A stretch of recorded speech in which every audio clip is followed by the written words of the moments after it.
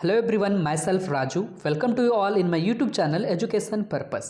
Students, इस video में हम लोग समझेंगे मंगोल आतंक के बारे में, जो कि इतिहास में एक बहुत बड़ी घटना है। और मंगोल आतंक जो है आपके एग्ज़ाम में केवल आपके सेमेस्टर्स में ही नहीं, ये तो आपके सेमेस्टर 4 हिस्ट्री ऑनर्स के कोर 8 में पढ़ना है, लेकिन केवल सेमेस्टर के लिए ही नहीं, ये बहुत सारे पीसीएस या फिर कम्पिटिटिव लेवल के एग्ज़ाम्स के लिए बहुत इंपॉर्टेंट रोल निभा सकता है। तो यदि आप ऐसे भी स्टूडेंट्स हैं, यदि आप किसी मुख्य परीक्षा की भी तैयारी कर रहे हैं तो इस वीडियो को देख सकते हैं। और यदि किसी भी प्रकार का कोई डाउट रह जाता है तो आप मुझे कमेंट बॉक्स में ज़रूर पूछें और मैं उसे सरल तरीके से बताने का ज़रूर से ज़रूर प्रयास करूँगा। सबसे पहले तो मैं ये बता दूँ दोस्तों, ये टॉपिक जितना छोटा सुनने में लग रहा है, मंगोल आतंक, उतना छोटा है नहीं, बहुत बड़ी है और इसको समझना भी बहुत ज़्यादा ही कठिन है। कई सारे वीडियोस, कई सारे नेट्स में आप जब सर्च करेंगे या किसी ब्राउज़र पर जाएंगे तो इसको समझने में भी आपको बहुत ज़्यादा कठिनाई आएगी, लेकिन फिर भी मैं कोशिश करता हूँ आपको सरल तरीके से समझाने के लिए। हालांकि इसमें डाटा यानी वर्ष जो है, ईयर जो है, नाम जो है बहुत ज़्यादा है, क्योंकि आप जानते ही हैं कि इतिहास में बहुत सारे ऐसे नेम्स आते हैं जिसे याद करना कठिन हो जाता है। लेकिन फिर भी चलिए दोस्तों, मेरा एक प्रयास रहा है हमेशा से कठिन शब्दों को भी, कठिन से कठिन टॉपिक्स को भी आपके सामने सरल तरीके से पेश करना। बस उसी रास्ते पर चल रहे हैं, देखते हैं कि इस टॉपिक को किस तरीके से हम आपको समझा पाते हैं। ज़रूर से ज़रूर कमेंट बॉक्स में हमें बताइएगा, ठीक है। मैं पहले बता दे रहा हूँ कि ये टॉपिक बहुत ज़्यादा कठिन है। तो सबसे पहले समझते हैं दोस्तों मंगोल के बारे में, ठीक है। मंगोल थे कौन, ये समझते हैं। तो यहाँ पे एक पॉइंट आप बना सकते हैं, मंगोल कौन थे, ठीक है। तो मंगोल आतंक जो है दोस्तों, यहाँ पे आपको समझना है, ठीक है। तो मंगोल आतंक पर प्रकाश डाले, ये क्वेश्चन आपको दिख रहा होगा। तो मंगोल कौन थे? सबसे बड़ी चीज कि मंगोल जो थे एक अर्ध सभ्य जाति के लोग थे। अर्ध सभ्य जाति मतलब कुछ अच्छे और कुछ ऐसी भी आदतें थे जो खूंखार व्यक्ति के अंदर होती है, जो एक जानवर के अंदर होती है, जो क्या करते हैं, जो केवल खून के प्यासे होते हैं। जानवर, जो खूंखार जानवर होते हैं, क्या करते हैं, लोगों की जान लेते हैं, खून के प्यासे रहते हैं, ठीक है। उन्हें और कुछ नज़र नहीं आता, बस चीज़ों को बर्बाद करने में रहते। बस वैसे ही जाति के ये थे, जो कि चीन के उत्तर गोबी के मरुभूमि में अपना निवास स्थान जो है इनका माना जाता था। चीन के उत्तर गोबी में, मरुभूमि में, ध्यान से समझते जाइएगा। ये पशुपालक भी थे, यानी पशु रखते थे, कठिन परिश्रम करने वाले भी थे, और जो है उनमें नैतिकता नाम की कोई चीज़ नहीं थी। नैतिकता इस वर्ड से तो जो है आप भली भांति परिचित होंगे, यानी कि इनके अंदर नैतिकता थे ही नहीं। अच्छे विचार, लोगों के साथ कैसा व्यवहार करना है, क्या व्यवहार होना चाहिए, ये सारी चीज़ों का ज्ञान इन्हें नहीं था, ठीक है। लेकिन इन्हें घुड़सवारी, शिकार, ये सब सारी चीज़ों की ये बहुत ज़्यादा आदी थे, बहुत ज़्यादा इनकी आदत थी। और वे कबीलों में बटे हुए थे। कबीलों मतलब जो ग्रुप्स में बटे हुए होते हैं, ठीक है। कुछ कुछ कबीले 20-25 लोगों का, 40 लोगों का, 50 लोगों का, एक अलग अलग ग्रुप्स में जो थे ना, वो कबीलों में बटे हुए होते थे। और हमेशा सिर्फ इनका एक ही उद्देश्य होता था, युद्ध करना। और लगभग जो है दोस्तों, इन्होंने 100 साल तक, लगभग कितने साल तक, 100 साल तक जो है यहाँ के मुस्लिम शासकों को, जो दिल्ली सल्तनत के शासक थे, उनको बहुत ज़्यादा परेशान किया। किसने? मंगोलों ने, ठीक है। और मंगोलों को खून का प्यासा भी माना जाता है। देखिए यहाँ पे लिखा हुआ भी है, जो कि गेस्ट पेपर से लिया गया प्रश्न ही है, ठीक है। तो खून का प्यासा भी इन्हें माना जाता था। और मंगोलों के बीच जो है एक नेता का जन्म हुआ 12वीं शताब्दी में। ध्यान दीजिएगा, 12वीं शताब्दी में। तो यहाँ पे एक सवाल मैं आपके लिए ड्रॉप कर देता हूँ कि 12वीं शताब्दी की शुरुआत किस वर्ष से लेकर किस वर्ष तक होगी, यानी कि शुरुआत और अंत जो है आपको मुझे कमेंट बॉक्स में बताना है कि 12वीं शताब्दी या सदी आप किसे कहेंगे, ठीक है। तो जो नेता का जन्म हुआ, उस नेता का नाम था दोस्तों चंगेज खां। लेकिन वास्तव में चंगेज खां का जो मूल नाम था वो था तेमुचिन, ठीक है। तेमुचिन स्क्रीन पे दिखा रहा हूँ मैं आपको, ठीक है।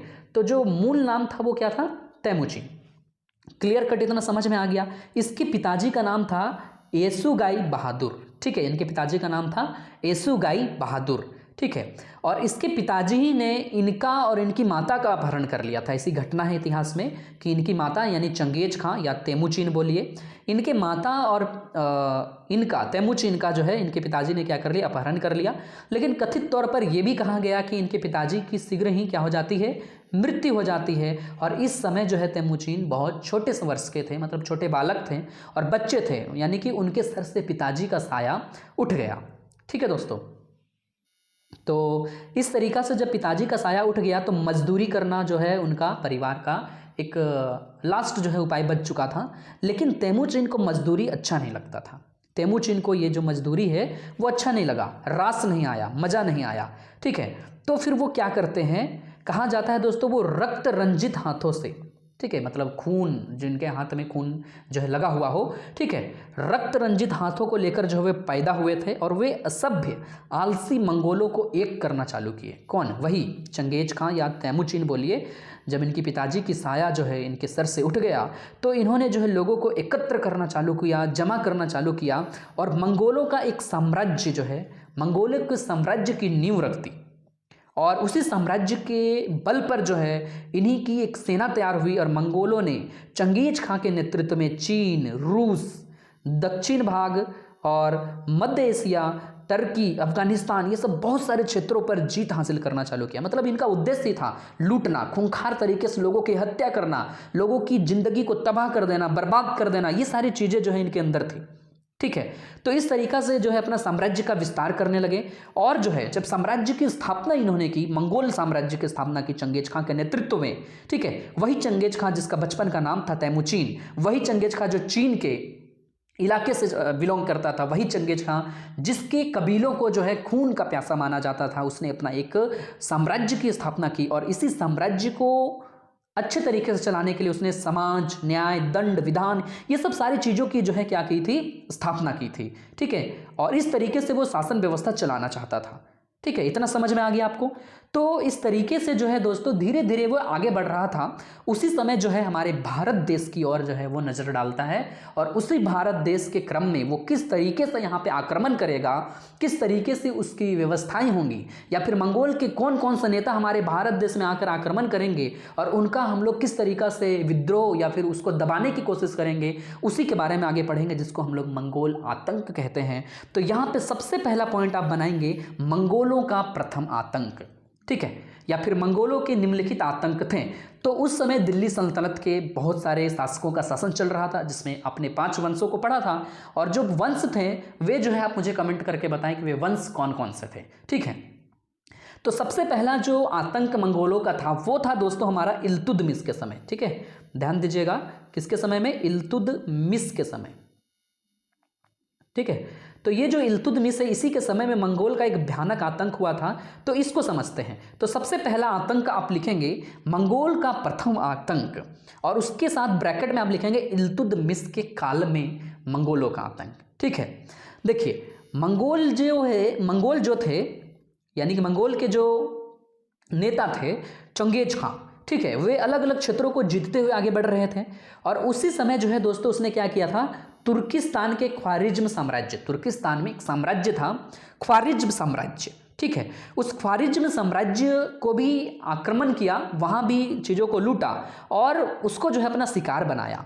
फिर जो है वो गजनी, अलग अलग पेशावर, इस सब की ओर जो है आगे बढ़ते गया और जो है दोस्तों बढ़ते बढ़ते सभी के साथ जो है आक्रमण किया और जीत हासिल किया चंगेज खां ने, यानी मंगोलों ने। मंगोलों के राजा थे, वो नायक थे, ठीक है, लीडर थे।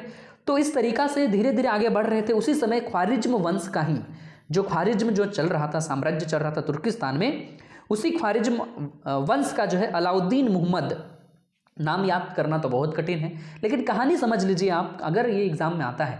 लेकिन मेरा ये मानना है, मेरा प्रेडिक्शन ये कहता है कि आपके एग्जाम में ये या तो 5 नंबर में आएगा, मुझे यही लग रहा है कि इसे 5 नंबर में आने की संभावना है, लेकिन यदि 15 या 20 नंबर में आए तो भी इसे आप हल करें। लगता तो एकदम फिक्स है कि ये आपके एग्जाम में आने ही वाला है, जो परसों के एग्जाम है आपके। ठीक है, तो इसके साथ जो है उसने युद्ध किया ख्वारिज्म वंश के शासक के साथ और उसको जो है हरा दिया। जब वो हरा दिया तो फिर इसी अलाउद्दीन का एक उत्तराधिकारी था जलालुद्दीन मंगवर्नी।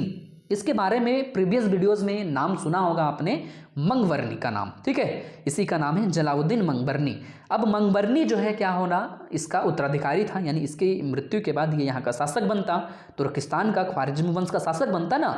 तो फिर क्या करता है, मंगवर्नी के साथ जो है मंगोलों का जो है आक्रमण हो जाता है। यानी मंगोल अब क्या करेंगे, मंगवर्नी से युद्ध करना चालू करेंगे। और इसी डर से जलालुद्दीन जब उसके सामने हार जाता है, पराजित हो जाता है, तो अपनी जान बचाने के लिए परिवार के साथ जो है सिंधु नदी को पार करते हुए आगे बढ़ता है और उसी नदी में जो है दोस्तों वो डूबकर मर जाता है। लेकिन जो है दोस्तों उसका परिवार के सभी सदस्य मर जाते हैं, लेकिन मंगवर्णी अपनी प्राण की रक्षा कर लेता है और जो है किसी तरीका से बच निकलता है। और इसी बचने के बाद जो है वो वहाँ पहुँचता है जहाँ पे दिल्ली सल्तनत के अंदर गुलाम वंश के अंतर्गत इल्तुतमिश का शासन चल रहा था। और इसी इल्तुतमिश के काल में वो इल्तुतमिश के पास जाता है और इल्तुतमिश से अपनी प्राण रक्षा करने का जो है, अपनी प्राण बचाने का जो है भीख मांगता है, सहायता मांगता है, याचना करता है कि हे इल्तुतमिश मुझे आप रक्षा करें, मेरे ऊपर जो है मंगोलों ने आक्रमण किया है। अब देखिए अब पहुंच गया ना भारत।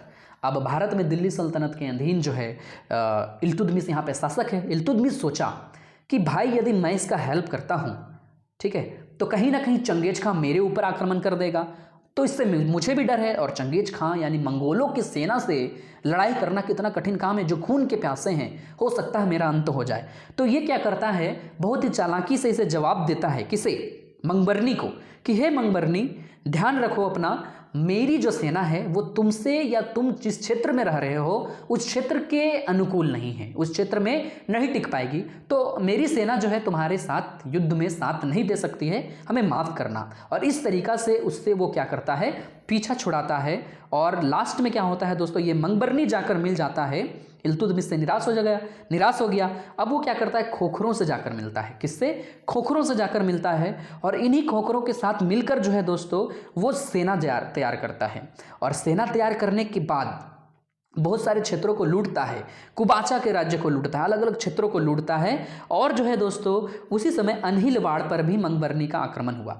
देखिए सिंपल सी बात है, मंगबर्नी यहाँ पे खोखरों से मिला, उससे दोस्ती किया, अपनी सेना तैयार किया और अलग अलग क्षेत्रों को लूटना चालू किया। लेकिन जो है दोस्तों इस समय ध्यान दीजिएगा कि जो चंगेज खां है वो इसका पीछा करना नहीं छोड़ा था, लेकिन अंततः चंगेज खां इसको छोड़कर वापस जाना होता है, थोड़ी अपनी सेना को यहीं छोड़कर चला जाता है और चंगेज खां वापस चला जाता है अपना जहां का वो रहने वाला था। ठीक है, मंगोलों को लेकर चला जाता है, लेकिन कुछ मंगोलों के सैनिक जो है इसके पीछे पड़े हुए थे और लास्ट में किसके पीछे, मंगबर्नी के पीछे, क्योंकि मंगबर्नी तो जलाउद्दीन का जो मंगबर्नी था वो क्या था, उसका उत्तराधिकारी था ना ख्वारिज़्म वंश का, तो उसी को मारने के लिए ये लोग फिर से दौड़ाते हैं और लास्ट में ये अपनी जान बचाकर भाग जाता है और यहाँ से ईरान चला जाता है। कहाँ चला जाता है, ईरान। तो इस तरीक़ा से इल्तुतमिश के शासनकाल में मंगोलों का आक्रमण होते होते बच गया। आक्रमण हुआ लेकिन इससे इल्तुतमिश ने क्या किया, बहुत ही चालाकी के साथ जो है दोस्तों उसका जो है एक परिचय दिया और इस तरीके से वो मंगोल के आक्रमण से बचा। देखिए दोस्तों इतना आपको समझ में आ गया। अब हम लोग देखेंगे मंगोलों का दूसरा आक्रमण। तो मंगोल के जो प्रथम आक्रमण हुए थे उसमें चंगेज खां जो है इसका नेतृत्व करता था। ठीक है, अब जो दूसरा आक्रमण हुआ था उसके जो नेतृत्व करता थे वे थे सलीम बहादुर। ठीक है, सलीम बहादुर के नेतृत्व में यहाँ पे मंगोल का आक्रमण हुआ, बहुत सारे क्षेत्रों को लूटा गया। ठीक है, यहाँ बहुत लंबे लंबे लाइन्स लिखे हुए, सिंपल सी बात है, मुल्तान, सिंध, पश्चिम पंजाब, ये सब सारे क्षेत्रों को इसने लूटा। लेकिन जो है दोस्तों दूसरा जहां पे आप पॉइंट बनाएंगे मंगोल का दूसरा आक्रमण, उसी पॉइंट के ब्रैकेट में आप लिखिएगा बलबन के काल में मंगोल आक्रमण। ठीक है, क्योंकि उस समय जो है यहाँ का शासक दिल्ली सल्तनत में बलबन जो है क्या कर रहा था, शासन कर रहा था। अब बलबन क्या करता है, मंगोल से बचने का एक अच्छा उपाय करता है। ठीक है, दूसरा पॉइंट जो है मंगोल का जो आक्रमण हुआ बलबन के शासनकाल में, उसे समझते हैं। चलिए, बलबन ने क्या किया था, अपनी सीमा क्षेत्र की सुरक्षा के लिए एक विशेष सैनिक बनाई। अब देखिए उत्तर पश्चिम सीमा इतना याद करने की जरूरत नहीं है, इतना आप एग्जाम में लिखिएगा भूल जाइएगा। सिंपल सी बात है, उसने अपने सीमाना की, अपने सीमा क्षेत्र की सुरक्षा के लिए अच्छे अच्छे सैनिक, विशेष सैनिक तैयार किया और उन सैनिकों को जो है सीमा की रक्षा के लिए तैयार किया। और साथ ही साथ दोस्तों उसने बड़े बड़े किले एकदम कतारबद्ध बना दी। जैसे इसका एक मान लो ये इसका साम्राज्य है तो ऊंचे ऊंचे किले जो है इससे जो है क्या कर दिया, इसको घेर दिया, ताकि जो है बाहरी आक्रमण से इसको क्या कर जा सके, बचाया जा सके। और जो है दोस्तों उसने एक राज्यपाल नियुक्त किया, जैसे हमारे हर राज्य में एक राज्यपाल होते हैं ना, तो उसी तरीका से एक राज्यपाल नियुक्त किया जिसका नाम था शेर खां। और ये बहुत ही अच्छा व्यक्ति था और ये सफलतापूर्वक जो है पहले ही मंगोलों के विरुद्ध जो है कई बार युद्ध कर चुका था, कई बार उनके दांत खट्टे कर चुका था। इस तरीके से इससे प्रसन्न होकर इसे राज्यपाल बनाया गया था। और जो है दोस्तों ये मंगोल के नेता बहुत सारे लोगों को जो है हराकर, अलग अलग मंगोल जो है यहाँ पे बार बार युद्ध होते रहे और बार बार हराकर जो है ये क्या करता रहा, बलबन के शासन को अच्छा तरीका से सुदृढ़ रखा। परंतु बलबन को जो है दोस्तों थोड़ा सा इस पे डाउट आ जाता है, और जिसके कारण जो है डाउट के कारण ये जहर देकर जो है शेर खां की मृत्यु करवा देता है ये बलबन। यानी कि अच्छा था, अच्छा से काम भी कर रहा था, लेकिन इसका प्रभाव जब बढ़ने लगता है, देखता है कि शेर खां इतना अच्छा हो रहा है, मेरे जगह में ज़्यादा तो यही फेमस हो रहा है, तो इसको क्यों ना मार दिया जाए, और इसकी हत्या कर देता है। और बाद में इसके 2 पुत्र थे बलबन के, एक था शहजादा मोहम्मद और एक था शहजादा बुगरा खां। ठीक है, तो मोहम्मद और बुगरा खां जो है इसके 2 बेटे थे, और इसको जो है अलग अलग क्षेत्र को जो है क्या करता है, सौंप देता है कि हे बेटे जाओ तुम लोग दोनों अब क्या करो, मेरे क्षेत्र की रक्षा करो, ताकि जो है जो मंगोल होंगे उनका आक्रमण होंगे उससे जो है अपने क्षेत्र को बचाना है। और इस तरीका से बहुत सारे सैनिक, अश्वारोही सेना, ये सब सारा चीज़ जो है तैयार किया गया, और मंगोल ने कई बार आक्रमण किया, कई बार आक्रमण किया, लेकिन जो है दोस्तों राजकुमार जो थे इसके, वे क्या करते रहे, इनको रौंदते रहे। और जो है दोस्तों यहाँ पे बहुत बार हुआ, ईयर आपको याद करने का यहाँ पे ज़रूरत नहीं है, मैं इसको शॉर्ट में बताता हूँ। लेकिन जो है दोस्तों 1286 में युद्ध करते करते इसका जो शहजादा था मोहम्मद, वो मारा गया। कई बार आक्रमण होता था, ऐसा नहीं कि एक बार, फिर वो पीछे हटते थे, फिर आक्रमण होता था। तो इस तरीक़ा से बलबन के साथ ये सारी चीज़ें थी, बलबन ने ये सारी व्यवस्थाएं की। उसने शेर खां को रखा राज्यपाल के रूप में, फिर युद्ध हुआ, उसने जीता, लेकिन शेर खां के बढ़ते प्रभुत्व को वो रोकना चाहा, इसलिए उसे विष देकर मार डाला। और बाद में उसके 2 बेटे, एक मोहम्मद और एक शाहजहां बुगरा खां, ठीक है, शाहजहां तो बेटे उसके राजकुमार को ही कहते हैं। इस तरीक़ा से उसको जो है अलग अलग क्षेत्र दिया और दोनों ने युद्ध किया। परंतु 1286 का जो युद्ध था मंगोलों के और इसके साथ, तो उसमें इसका जो शहजादा मोहम्मद था वो क्या किया दोस्तों, मारा गया।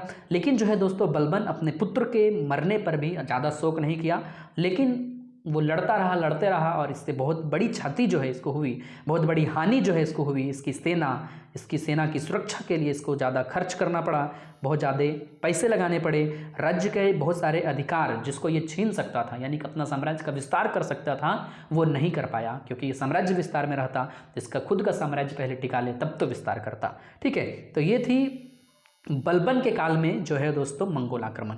अब हम लोग यहाँ पे पढ़ेंगे, तीसरा पॉइंट आप बनाएंगे अलाउद्दीन खिलजी के काल में मंगोल आक्रमण। हालांकि इससे पहले जलाउद्दीन खिलजी के काल में भी हुआ था, जिसने जो है खिलजी वंश की स्थापना की थी, परंतु उसको ना लिखकर जो है हम डायरेक्ट अलाउद्दीन खिलजी को पढ़ते हैं, क्योंकि अलाउद्दीन खिलजी के शासनकाल में इतने बार मंगोल आक्रमण हुए थे, इतनी बार मंगोल आक्रमण हुए थे कि अभी आप गिनती भूल सकते हैं। हालांकि आप गिनती तो कर सकते हैं, लेकिन मैं कहने का ये तात्पर्य कि बहुत बार जो है मंगोल आक्रमण हुआ, लेकिन जितनी बार मंगोल आक्रमण हुआ उतनी बार जो है अलाउद्दीन खिलजी ने बहुत ही साहस और बहुत ही दृढ़ता का परिचय देते हुए जो है दोस्तों उसके साथ युद्ध किया और अंत तक जो है मंगोलों को हराया, और अंततः मंगोल की पराजय होती है, वो भी हम यहाँ देखेंगे। तो अगला पॉइंट आप बनाएंगे अलाउद्दीन खिलजी के काल में मंगोल आक्रमण। ठीक है, खिलजी वंश के शासक ही थे अलाउद्दीन खिलजी। इसके समय में बाजार नीति भी आपने पढ़ा है, जो कि प्रीवियस वीडियो हमारे पास हैं, मौजूद हैं, आप उन्हें भी देख सकते हैं। ऊपर जो है आई बटन पर आपको उसका लिंक मिल जाएगा, उससे भी डायरेक्ट देखें। ठीक है, नहीं देखें तो देखिए, अलाउद्दीन खिलजी के समय भी कई बार मंगोल आक्रमण हुए,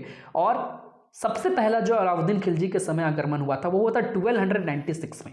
यहाँ ईयर भी मैं आपको बताऊंगा, आप लिखते जाएं सामने सामने, बहुत इजी होंगे। ठीक है, 1296 में जो है उस समय हुए थे, और उस समय जो है यहाँ का साथ दे रहा था अलाउद्दीन खिलजी का साथ दे रहा था जफर खां, और जफर खां ने क्या किया था, उसके विरुद्ध लड़ाई लड़ा, और जो है दोस्तों जफर खां जब उसके साथ दे रहा था अलाउद्दीन खिलजी का, तो मंगोल का हार हुआ, यानी मंगोल यहाँ हार गए। फिर 1297 में, ठीक है, एकदम सीरियल वाइज इसलिए मैं आपको ईयर बता रहा हूँ, 1296 में युद्ध हुआ, जफर खां ने हराया। फिर 1297 में कादर में दोस्तों कादिर के नेतृत्व में, यानी मंगोल के नेता चेंज हो रहे थे ना, तो मंगोल का एक नेता फिर चेंज हुआ। 1297 में कादिर आया और उसके साथ भी मंगोलों का युद्ध हुआ, और जिसमें जफर खां और उल्गू खां, ठीक है, जफर खां और उल्गू खां ने जो है मिलकर जो है इसका लड़ाई लड़ा, किसके साथ, कादिर के साथ, और फिर से जो है कादिर को पराजित किया और बहुत सारे मंगोलों को मार डाला, कुछ को बंदी बना लिया, कुछ स्त्रियों और बच्चे, ये सब सारे लोगों को क्या कर लिया गया, बंदी बना लिया गया। फिर से आक्रमण हुआ 1290, एक सेकंड दोस्तों, यहाँ 99 है, यहाँ आप 98 लिखिएगा। 96, 97 और 98 में फिर से यहाँ आया कौन, साल्दी। ठीक है, साल्दी आया, जो कि एक प्रकार से मंगोल ही था, मंगोल के नेता के रूप में आया, जो कि अपने सारे पूर्वज जो इसके पहले आ रहे थे उनका बदला लेना चाहता था, और इसी बदला के ध्येय से यहाँ आता है। और जो है दोस्तों जफर खां से फिर इसकी मुलाकात हो जाती है, और जफर खां फिर इसको हराता है, किसको? साल्दी को भी। यानी कि जफर खां शुरू से मौजूद है, 96 में, 97 में, 98 में, इस तरीका से हराता है, और फिर जो है ये लोग वापस चले जाते हैं। लेकिन ये बार बार युद्ध करने से, आक्रमण करने से नहीं कतराते हैं, बाज नहीं आते हैं, और फिर 1299 में फिर आक्रमण होता है। और उस समय जो मंगोल का नेता था वो था कुतलुग ख्वाजा। तो सबके नेता के नाम 96 में कौन था, 97 में कौन था, 98 में कौन था, 99 में कौन था, ठीक है, ये सब सारी चीज़ आप याद रखिएगा, ठीक है। इल्तुतमिश के समय कौन था, बलबन के समय कौन था, ये सारी चीज़ें आप अच्छे ढंग से याद रखना, ठीक है। तो इस तरीके से साल्दी का बदला लेने के लिए फिर कौन आता है? कुतलुग ख्वाजा आता है, ठीक है। और इस समय जो है इसका सामना होता है अलाउद्दीन खिलजी और जफर खां से। वही जफर खां फिर यहाँ मौजूद है, लेकिन कई साल तक, लगभग से लगभग कह सकते हैं बहुत लंबे समय तक ये युद्ध चला, दिल्ली के निकट ही चला था, जहाँ पे किली का मैदान था, किली का मैदान, वहाँ पे लड़ा गया, और वहाँ पे जो है दोस्तों जफर खां की मृत्यु हो गई। लेकिन अलाउद्दीन खिलजी ने इनको संभाला, और फिर मंगोल जो है वापस चले गए, और कई सालों तक, लगभग 3 साल तक मंगोल का आक्रमण नहीं हुआ, मंगोल शांत थे। अब जब शांत थे तो अलाउद्दीन खिलजी जो है अलग अलग क्षेत्रों को लूटने पे क्या था? मग्न था, और वो चित्तौड़ की विजय पर मग्न था। चित्तौड़ एक क्षेत्र है, ठीक है, चित्तौड़ पर जो है वो विजय पताका लहरा रहा था, वहाँ जीता। जब वो वापस आया, यानी कि उस पर जीत हासिल करने के लिए गया था, चित्तौड़ की विजय में वो तैनात था अलाउद्दीन खिलजी। तो उसी समय जो है दोस्तों मंगोल यहाँ पर आए। जो उस समय मंगोल का शासक था वो था दोस्तों तारगी। कौन था दोस्तों? तारगी। इस तरीका से आप लिखिएगा, तारगी। वो 1303 ईस्वी में यहाँ आता है और बहुत सारे लोगों को मारता है, ठीक है। और इसी के डर से, क्या है कि वो देखता है कि हमारे तो अधिक से अधिक सैन्य मारे चले गए हैं, क्योंकि अलाउद्दीन खिलजी का नेतृत्व यहाँ था नहीं। अलाउद्दीन खिलजी तो चित्तौड़ के विजय में मग्न था, और इस तरीके से जब वो मग्न था तब जो है लगभग 2 महीने तक जो है वो एक जगह शरण लेता है, यानी सिरी के किले में। एक जगह नाम याद रख सकते हैं, नाम बार बार मैं बोल रहा हूँ, इतिहास है, नाम याद रखना होगा, और ये कठिन टॉपिक भी है दोस्तों, ठीक है। तो सिरी के किले में जो है वो शरण लेता है। लूट मार, चोरी, घसोटी, पूरा खून खराबा, बहुत सारी चीज़ें होती हैं, पूरा भयानक रूप जो है उसको देखने को मिलता है। और यहाँ पे वो अपना एक सेना तैयार करता है, और फिर एक सूबेदार को नियुक्त करता है, कुछ राज्यपाल, कुछ काजी, ये सब लोगों को नियुक्त करता है। और 1305 ईस्वी में, याद रखिएगा, 1305 ईस्वी में जो है दोस्तों फिर से आक्रमण होता है, और उस समय मंगोल का साथ जो दे रहे थे या नेतृत्व कर रहे थे वे अली बेग और तारक। देखिए, आप ईयर याद रख लीजिए, अगर नेतृत्व करता याद नहीं रखते हैं कोई दिक्कत नहीं, लेकिन याद करेंगे और अच्छे ढंग से बोल्ड बोल्ड लेटर में लिखेंगे तो हो सकता है कि एग्जामिनर आपको +2 नंबर 3 नंबर एक्स्ट्रा दे, जितना अलग लोगों को देता है, अलग बच्चों को देता है, ठीक है। मंगोल का आक्रमण हुआ और फिर से इसको हराया गया, मंगोल फिर हार गए, और इस तरीका से लास्ट में फिर 1306 ईस्वी में फिर से युद्ध हुआ, जिस समय कबक, ठीक है, एक नाम है कबक, जो है वो आया और रावी नदी की ओर से वो भारत देश की ओर बढ़ा, और उसने जो है एक अपनी गुट को 2 भाग में बांटा, और दूसरा जो गुट था वो नागौर की तरफ बढ़ा। लेकिन मलिक काफूर, जिसे जो है किसने चुना था, एक चीज़ यहाँ पे देख लीजिएगा, मलिक काफूर और एक व्यक्ति थे गाजी मलिक और मलिक काफूर, ठीक है। तो मलिक काफूर और गाजी मलिक, इन दोनों को जो है अलाउद्दीन खिलजी ने अपने सेना नायक जो है बनाया था। उन्होंने बड़े ही चालाकी के साथ जो है नागौर जहाँ पर ये आ रहे थे उस पर जो है इन्होंने रोक लगाई, यानी कि इसकी जो दूसरी टुकड़ी थी, ठीक है, काबक की जो दूसरी टुकड़ी थी उस पर रोक लगाया, और अंततः जो है दोस्तों मंगोलों से डायरेक्ट युद्ध हुआ। और इस समय हम कह सकते हैं मंगोलों का यह अंतिम आक्रमण माना जाता है, और यह अंतिम आक्रमण जो है मंगोलों का माना जाता है, जिस समय मंगोल के जो शासक या नेता थे वो थे दवा खां, और उसकी भी मृत्यु हो जाती है। अलाउद्दीन खिलजी अब जो है मंगोलों को दुर्बल कर चुका था, और अलाउद्दीन खिलजी के जो सेनापति थे, सेनापति मलिक और गाजी, ये सब जो है अलग अलग क्षेत्रों को लूटते हैं, काबुल, गजनी, कंधार, यानी जिन क्षेत्रों पर जो है मंगोलों ने आक्रमण किया था, मंगोलों के अधीन जो क्षेत्र थे, उन सभी क्षेत्रों को लूटने का काम जो है अब अलाउद्दीन खिलजी के सेनापतियों ने किया। और इस तरीका से अलाउद्दीन खिलजी ने मंगोलों के साथ सबसे अधिक और सबसे भयानक रूप से जो है सफलतापूर्वक जो है आक्रमण को टाला, आक्रमण को रोका, उसका विरोध किया, और इस तरीका से जो है मंगोल पर अंकुश लगाया जा सका। तो इस तरीका से आप यहाँ लिखेंगे, इसको नहीं लिखना जरूरी है। अगला पॉइंट आप यहाँ पे बना लेंगे दोस्तों, साथ ही साथ लास्ट में लिखेंगे मंगोल के आक्रमण का प्रभाव। मानते हैं मंगोलों का आक्रमण हुआ भारत देश में, मानते हैं बहुत बार हार हुई, जीत हुई और अंततः मंगोल का आतंक जो है वो समाप्त हुआ, लेकिन इसका कोई प्रभाव भारत देश में छूटा क्या? हाँ दोस्तों, छूटा। इससे जो है यहाँ भारत देश की बाहरी और आंतरिक क्षमता जो थी, यानी आंतरिक स्थिति जो थी, उससे प्रभावित हुई। यहाँ जो है लोगों को अलग अलग तरह के खतरों का सामना करना पड़ा। दिल्ली सल्तनत के सुल्तानों को विशेष रूप से इन खतरों से सामना करने के लिए अलग अलग प्रकार से, अन्य प्रकार से सैनिक व्यवस्थाएं करनी पड़ी और जो है अलग अलग शासकों को, जैसे इल्तुतमिश को कूटनीति का सहारा लेना पड़ा। ठीक है, इस तरीका से हम कह सकते हैं कूटनीति का सहारा लेते हुए मंगोल के आक्रमण से बचने वाला एक ऐसा शासक जो कि दिल्ली सल्तनत से बिलोंग करता है वो है इल्तुतमिश। इसके अलावा जो है दोस्तों इनको अलग अलग दुर्ग का निर्माण करना पड़ा, अलग अलग किले का निर्माण करना पड़ा, पुराने दुर्ग की मरम्मत करनी पड़ी और प्रशिक्षित सैनिक जो पहले रखते थे ना जैसे तैसे सैनिक, वैसा नहीं चलने वाला, वैसा चला तो ये हार जाते हैं, तो प्रशिक्षित सैनिक रखना पड़ा और इसके साथ साथ जो अस्थायी सैनिक भी रखनी पड़ी। धन का भी जो है बहुत ज़्यादा जो है इन्हें खर्च करना पड़ा, यानी धन खर्च करोगे तब तो अपने सेना को मजबूत कर पाओगे ना, इस तरीका से धन भी इनका खर्च हुआ। इसके साथ साथ दोस्तों यहाँ बहुत अच्छा एक पॉइंट आप लिखिएगा, हिंदू राज्य, हाँ हिंदू राज्य जो थे वे बच गए।